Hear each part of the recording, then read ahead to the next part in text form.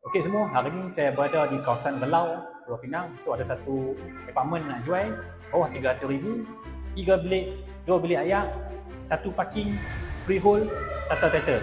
Jadi tengoklah ni sampai habis, tengok video ni sampai habis. And then jangan lupa like, follow dan share.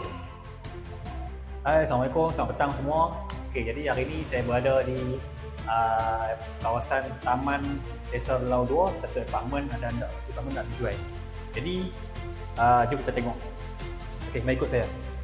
Okey, sekarang ni kita tengok yang ni dia punya hall dia. So memang luas lah nampak tengok. So hampa boleh dekor ikut cita rasa hampa nanti macam mana. Okey, and then yang paling best sekali dia ada balcony. Balcony kau tengok tu. Tu. Balcony.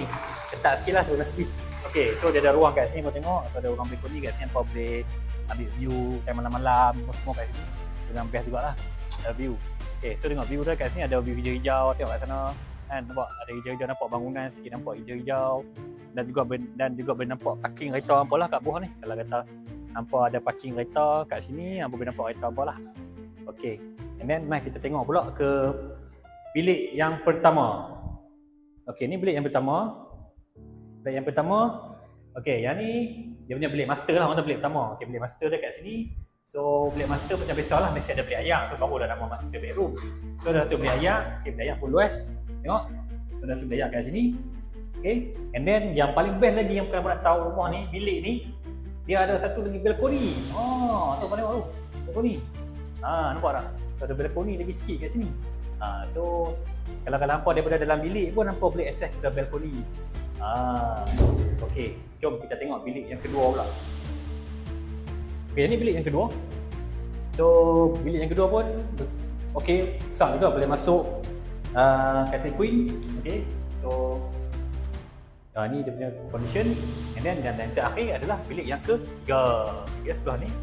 So yang ni dia boleh masuk katil bujang kat sini. Okay, so ni bilik yang kedua, bilik yang ketiga. Bilik kecil sikit daripada bilik pertama yang kedua. Okay, and then satu kita tak tunjuk, iaitu bilik ayak untuk bilik kedua dan ketiga. Ni bilik ayak. So ni bilik ayak dia kat sini, mau tengok. Okay, so dia bilik ayak, dia semua siap dengan zaman duduk lagi. Okay, bab tangan ayak pun ada. Okay, so apa dah tengok lah tadi, saya dah buat apa tour rumah flat Pasarpuri Taman Desa Belau 2. Okay, so berharga 290,000 sahaja.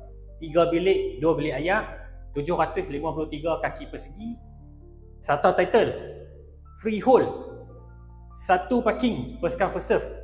Jadi siapa-siapa yang berminat boleh contact saya di nombor ada di profile. Sekian, terima kasih.